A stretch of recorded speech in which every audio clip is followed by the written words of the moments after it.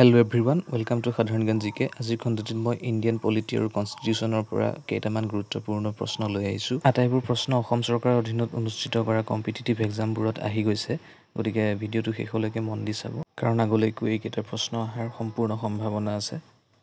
Question number 1. What is the minimum age for a candidate to be elected as President of India? ইয়াৰ শুদ্ধ উত্তৰটো হৈছে 35 years. Next question. Who among the following can suspend the fundamental rights? ইয়াৰ শুদ্ধ উত্তৰটো হৈছে President. Next question. Which constitutional amendment gave right to education to children in India? ইয়াৰ শুদ্ধ উত্তৰটো হৈছে 86th. Next question. What is the minimum gap between two sessions of parliament? ইয়াৰ শুদ্ধ উত্তৰটো হৈছে 6 months. Next question. In which year parliament passed the Citizenship Act? ইয়াৰ শুদ্ধ উত্তৰটো হৈছে 1955. Next question. What is the minimum age required to be a Prime Minister of India? ইয়াৰ শুদ্ধ উত্তৰটো হৈছে 25 years. Next question. What is the minimum number of sessions of Lok Sabha to be held in an year? ইয়াৰ শুদ্ধ উত্তৰটো হৈছে 2 times. Next question. When was the Supreme Court of India inaugurated? ইয়াৰ শুদ্ধ উত্তৰটো হৈছে 1950.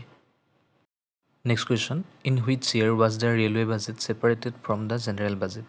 ইয়াৰ শুদ্ধ উত্তৰটো হৈছে 1924. Next question. In which year was Indian Civil Service was replaced by IAS? ইয়াৰ শুদ্ধ উত্তৰটো হৈছে 1947. Next question. Which system is used for election in Rajya Sabha? ইয়াৰ শুদ্ধ উত্তৰটো হৈছে proportional representation system. Next, who determines the strength of the High Court? ইয়াৰ শুদ্ধ উত্তৰটো হৈছে President. Next question. What can be the maximum number of members of Lok Sabha? ইয়াৰ শুদ্ধ উত্তৰটো হৈছে 552. Next question. Who elects the Deputy Speaker in the Legislative Assembly? ইয়াৰ শুদ্ধ উত্তৰটো হৈছে Assembly itself. Next question. What kind of urban areas are administered by the municipalities? ইয়াৰ শুদ্ধ উত্তৰটো হৈছে towns and smaller cities. Next question. The Development Monitoring and Evaluation Office was established by the Government of India in which year? ইয়াৰ শুদ্ধ উত্তৰটো হৈছে 2015. Next question. What all crimes can NIA investigate? ইয়াৰ শুদ্ধ উত্তৰটো হৈছে terrorist attack. Next question. Who among the following is the Supreme Commander of Indian Armed Force? ইয়াৰ শুদ্ধ উত্তৰটো হৈছে President of India. Next question. Right to vote can be placed in which among the following categories? ইয়াৰ শুদ্ধ উত্তৰটো হৈছে legal right.